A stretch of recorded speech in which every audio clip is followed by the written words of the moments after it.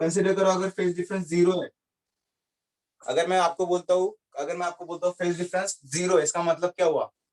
वो main position पे पहले पार्टिकल ने एक भी ऑसिलेशन परफॉर्म नहीं किया, पहले पार्टिकल ने 0 ऑसिलेशन परफॉर्म किया और फिर दूसरा पार्टिकल आ गया। इसका मतलब क्या है? समझो मेरा पार्टिकल मेन पोजीशन पर है ना, तो उसी समय दूसरा पार्टिकल भी आ गया, दोनों पार्टिकल अभी साथ साथ ऑसिलेशन परफॉर्म कर रहे हैं। फेज डिफरेंस 0 का मतलब समझ में आ गया? हाँ चलो फेज डिफरेंस, हाँ अपन ये वैल्यू डालेंगे अभी 5 माइनस 5 की। चलो अब मैं आपको बोलता हूँ, अगर मेरा फेज डिफरेंस π/2 है, π/2 था क्या? एक मिनट,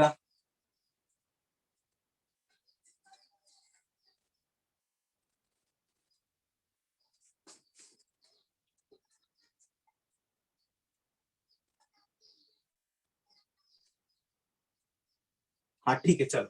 अगर मेरा फेज डिफरेंस π/2 है, इसका क्या मतलब होता है, जरा गेस करके बताओ। पोजीशन से चालू किया। देखो π/2 का मतलब क्या होता है, समझो मेन पोजीशन है, यहाँ पे एक्सट्रीम पोजीशन है, ठीक है। मेरा पार्टिकल ने जर्नी यहाँ से स्टार्ट किया, यहाँ से यहाँ पहुंच गया, अब यहाँ पे उसका फेज डिफरेंस π/2 बन चुका है, ठीक है। अब यहाँ से दूसरा पार्टिकल आया, और फिर दोनों ने जर्नी स्टार्ट की, करेक्ट? ऐसा ही कुछ है? हाँ सर। हाँ तो ये बराबर। हाँ तो अब देखो फेज डिफरेंस अगर मैं आपको बोलता हूँ पाई, इसका मतलब क्या हो गया? आधी देखो ऑक्सीलेशन। हाँ करेक्ट करेक्ट, देखो देखो आधी समझो मेरा पार्टिकल मेन पोजीशन पे था पहला वाला, ठीक है। ये यहाँ से यहाँ आ गया, यहाँ से यहाँ वापस आ गया, ठीक है। अब ये वाला पार्टिकल कहाँ जाएगा? इस डायरेक्शन में, इस डायरेक्शन में, लेफ्ट लेफ्ट राइट, ठीक है। अब ये पार्टिकल इधर जाने की कोशिश कर रहा है, सिमिलरली उसी समय पे दूसरा पार्टिकल आएगा, ठीक है। अब वो इधर जाने की कोशिश करेगा, क्योंकि ऑसिलेशन तो ऐसे ऐसे ही होता है, ठीक है। समझो मैं क्या बोल रहा हूँ, पहला पार्टिकल आया, उसने यहाँ से यहाँ गया, यहाँ से यहाँ गया, अब उसका फेस क्या हो चुका? पाई। पाई के बाद मेरा दूसरा पार्टिकल आएगा, है ना। तो पहला पार्टिकल इधर जाने की कोशिश करेगा, दूसरा पार्टिकल इधर जाने की कोशिश करेगा, अब दोनों भी साथ मिलकर ऑसिलेशन परफॉर्म करेंगे, लेकिन पहला पार्टिकल जाएगा इधर, दूसरा पार्टिकल जाएगा इधर। ये समझ में आया क्या रे? हाँ सर। हाँ ये समझ में आना जरूरी है, ये समझ में आना जरूरी है, और क्लियर होगा, ठीक है। यहाँ पे इसका मतलब क्या हो गया? इसका मतलब ये होने का मतलब क्या हो गया? पहला पार्टिकल जो था, इसका मतलब क्या हो गया? यहाँ पे मैं अगर ड्रॉ करता हूँ मेन क्वेश्चन, ये मेरा पहला पार्टिकल था, ठीक है। उसी समय पर दूसरा पार्टिकल आया और दोनों साथ मिलकर रेसिस्टेंस परफॉर्म करेंगे, करेक्ट। इसका मतलब क्या हो गया? देखो ये है मेन पोजीशन, ये मेरा एक्स पोजीशन, तो ये मेरे पहले पार्टिकल ने इतना डिस्टेंस परफॉर्म कर लिया है। अब मेरा पार्टिकल यहाँ पर यहाँ जाने की कोशिश करेगा, है ना। उस वक्त दूसरा पार्टिकल आएगा, वो उसके साथ यहाँ जाने की कोशिश करेगा, ठीक है। यहाँ से यहाँ तक का उसने π/2 का डिस्टेंस कवर कर लिया है, ठीक है। इसका मतलब क्या होगा जरा देखो, ये मेरा पार्टिकल मेन पोजीशन पर है, इसने यहाँ से यहाँ तक का डिस्टेंस ट्रैवल कर लिया है, यहाँ से यहाँ डिस्टेंस ट्रैवल करने के बाद फिर से वापस यहाँ पर आ चुका है, ठीक है। ये मेरा पहला पार्टिकल है, इसने अभी अपना पाई बराबर का डिस्टेंस ट्रैवल कर लिया है, ये पार्टिकल नंबर 1 है। अब मेरा दूसरा पार्टिकल आएगा, ये मेरा पार्टिकल नंबर 2 है। अब वो अपनी जर्नी स्टार्ट करेगा, ये वाला पार्टिकल कहाँ मूव करने की कोशिश करेगा? यहाँ पर, और ये अपनी जर्नी स्टार्ट कर रहा है ना, तो ये पार्टिकल यहाँ मूव करने की कोशिश करेगा। ये समझ में आया? पार्टिकल नंबर 2 पार्टिकल नंबर 1 कहाँ कहाँ जा रहे हैं, ठीक है। अब अपन इसको और अच्छे से समझे, अब मैं इसको सॉल्व करूंगा ना, अब आपको मीनिंग समझ में, आपको लिटरली समझ में आएगा कि इसका मतलब क्या है। देखो आर ठीक है। यहाँ पे अगर मैं cos 0 डालता हूँ, पहले केस में केस 1 ∅1 माइनस ∅2, अगर मैं 0 डालता हूँ, ठीक है, 0 डालने का मतलब क्या हो गया? इक्वेशन क्या बनेगा? देखो जरा, under root of a1 square a2 square twice a1 a2, cos of 0 हो जाएगा क्या? हाँ। cos ऑफ 0 की वैल्यू क्या होती है?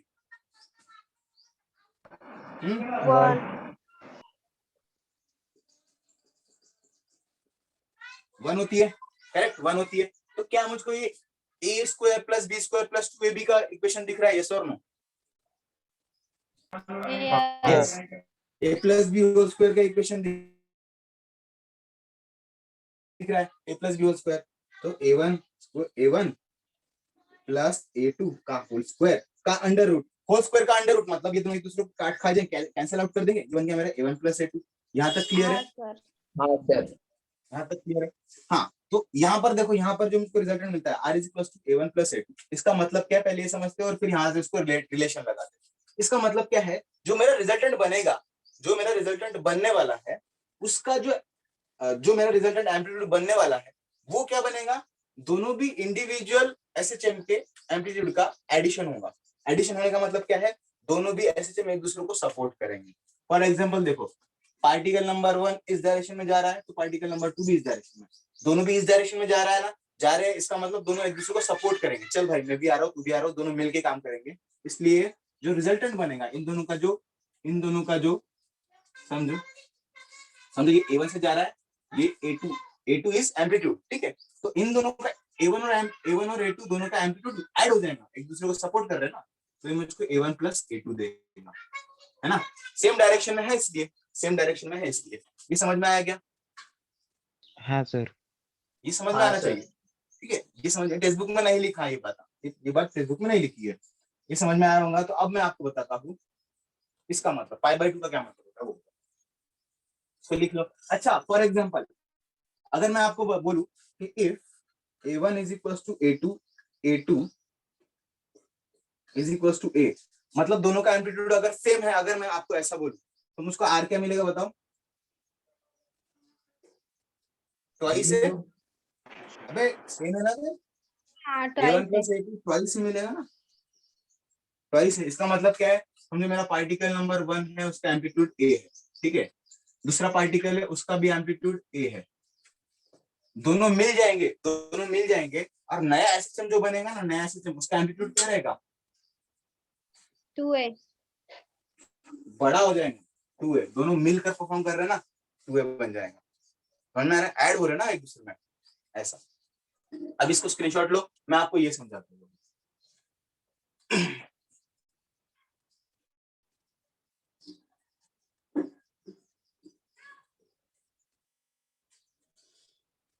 चलो ले लिया होगा स्क्रीनशॉट, जल्दी जल्दी, हमारे पास टाइम भी कम है बहुत। हाँ चलो देखो, अरे इतने सारे मैसेज क्यों आ रहे, एक मिनट जरा देखो ना। हाँ चलो, इसका मतलब समझते हैं। अब हम लोग क्या करेंगे, अब हमारा फेज डिफरेंस है π/2, ठीक है, फेज डिफरेंस है π/2, cos π/2 की वैल्यू क्या होती है? 0। What is the value of cos π/2? 0 हो जाएगा, ठीक है, 0 हो जाएगा, 0 हो जाएगा तो ये चीज यहाँ पुट करेंगे अपन, ठीक है। तो मेरे को R क्या मिला, R is equal to under root of A1 square plus A2 square plus 0। क्या ये सही है? क्या ये चीज सही है? हाँ सर। सही है। तो R क्या हो गया, under root of A1 square plus A2 square. इसका मतलब समझो, इसका मतलब समझो। अब यहाँ पर क्या हो रहा है, यहाँ पर मेरा पहला पार्टिकल यहाँ से यहाँ चला गया, ठीक है, अब मेरा पहला पार्टिकल वापस आ रहा है, उसी समय दूसरा पार्टिकल आ गया, वो भी वापस आ रहा है। यहाँ पर दोनों भी साथ मिलकर एसएचएम परफॉर्म कर रहे हैं, यस और नो? एक ही डायरेक्शन में एसएचएम परफॉर्म कर रहे हैं, यस, दोनों भी एक ही डायरेक्शन में। दोनों भी अगर एक ही डायरेक्शन में एसएचएम परफॉर्म कर रहे हैं तो वो एक दूसरे को सपोर्ट करेंगे, राइट? हाँ सर। सपोर्ट करेंगे मतलब उन दोनों के एम्पलीट्यूड ऐड होंगे, लेकिन इन दोनों में π/2 का डिफरेंस होने की वजह से इन दोनों का एम्पलीट्यूड कुछ अलग तरीके से ऐड होंगे। किस तरह से ऐड होंगे? पहले का स्क्वायर प्लस दूसरे का स्क्वायर, ठीक है, समझ में आ रहा है?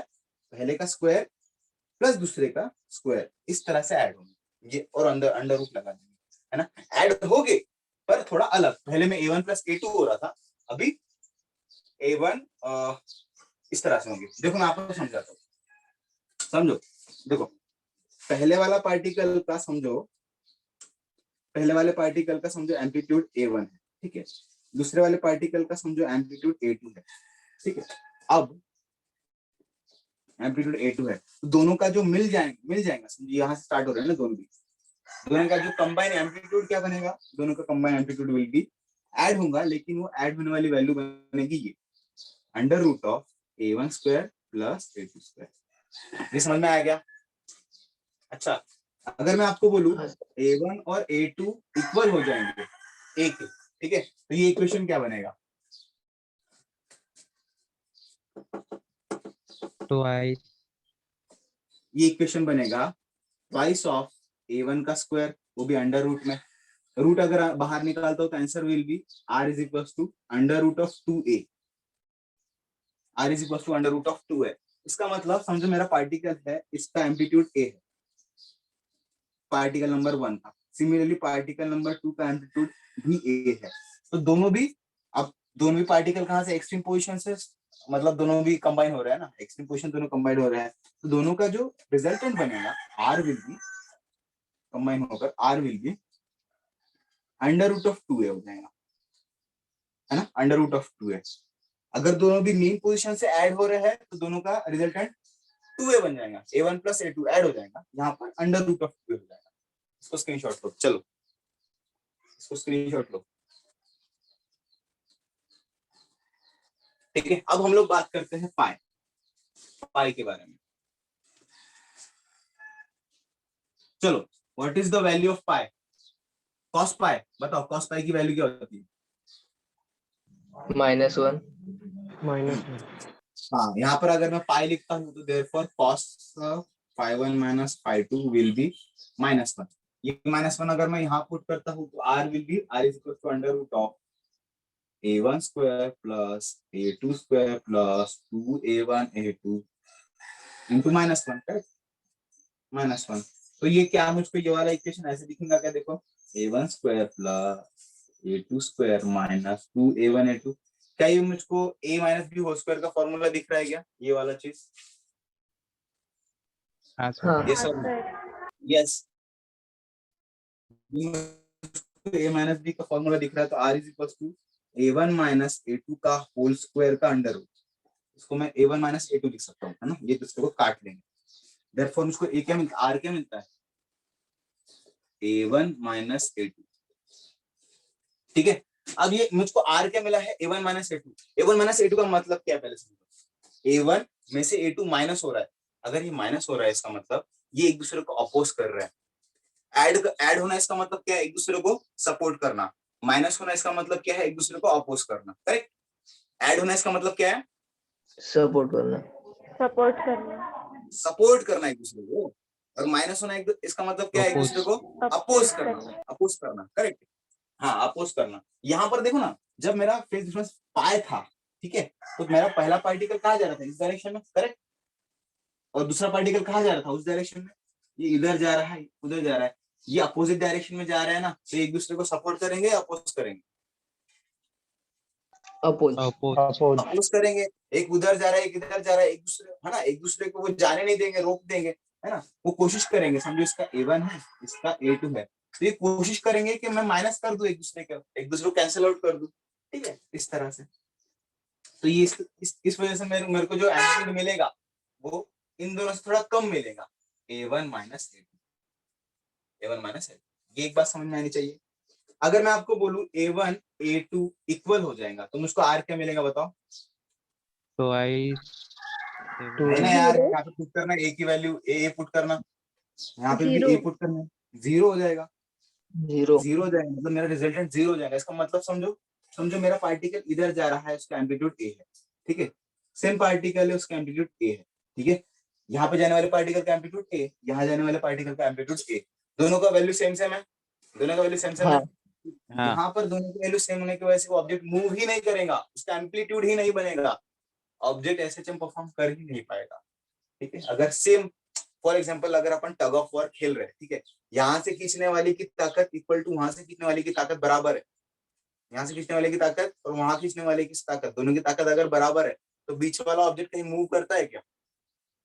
नहीं करता, नहीं करता। सिमिलरली यहाँ से आने वाले इसका एम्पलीट्यूड a1 है, a है, वहां से जाने वाले उसका एम्पलीट्यूड उधर है, दोनों एक दूसरे को उधर खींच रहे हैं, तो बीच वाला पार्टिकल एसएचएम परफॉर्म नहीं कर पाएंगे, बीच वाला पार्टिकल एसएचएम नहीं परफॉर्म कर पाएंगे। इसलिए हमको r की वैल्यू 0 आती है जब हमारा फेज डिफरेंस पाई होता है, ठीक है। स्क्रीनशॉट बनाओ। मैंने आपको लिटरली मीनिंग के साथ समझाया है, ये टेक्स्ट बुक में नहीं है, आपको पढ़कर नहीं समझेगा। स्क्रीनशॉट ले लो, ठीक है।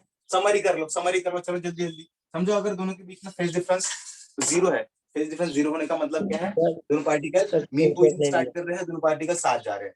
दोनों पार्टिकल अगर साथ जाएंगे तो वो एक दूसरे को सपोर्ट करेंगे, ठीक है। दोनों पार्टिकल साथ जाएंगे तो एक दूसरे को सपोर्ट करेंगे, तो दोनों का जो रिजल्टेंट एम्पलीट्यूड रहेगा will be addition of A1 plus A, ठीक है। दूसरे केस में क्या हो रहा है, पहला पार्टिकल चला गया उधर, उसका फेज डिफरेंस π/2 हो गया, फिर दूसरा पार्टिकल आया, फिर दोनों मिलकर ये कर रहे हैं ऑस्सिलेशन।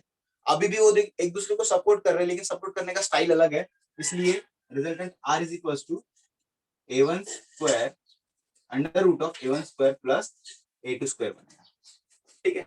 अब ये वाले केस में देखो, एक पार्टिकल मेरा इधर जा रहा है, पार्टिकल नंबर 1 ये डायरेक्शन में जा रहा है, पार्टिकल नंबर 2 अब यहाँ पे जर्नी स्टार्ट करेगा, यहाँ जाएगा, है ना, समझो मेरी बात। पार्टिकल नंबर 2 ने जर्नी स्टार्ट किया, यहाँ से यहाँ गया, यहाँ से यहाँ गया, पार्टिकल नंबर 2 अभी यहाँ जाएगा इस डायरेक्शन, पार्टिकल नंबर 1, ठीक है। सिमिलरली पार्टिकल नंबर 2 आया, वो इधर जाने की कोशिश करेंगे, मतलब दो पार्टिकल अपोजिट डायरेक्शन में जा रहे हैं, ठीक है। ऐसे वक्त वो दोनों को अपोज करेंगे, अपोज करेंगे मतलब इसका A1 माइनस इसका A2, एक दूसरे को अपोज करेंगे, तो इसका आंसर क्या आएगा, A1 माइनस R। चलो इसका एक स्क्रीनशॉट बना लो और लेक्चर को हम लोग खत्म करते हैं। आला करे लक्षात, नहीं समझ में आया होगा तो स्क्रीनशॉट एक बार देखो, स्क्रीनशॉट देखो, टेक्स्ट बुक देखो, आपको समझ में आ जाएगा, ठीक है। नहीं अगर आपको समझ में आया होगा तो स्क्रीनशॉट एक बार देखो, टेक्स्ट बुक एक बार देखो और आपको क्लियरली समझ आ जाएगा। चलो गाइस बाय। Bye sir.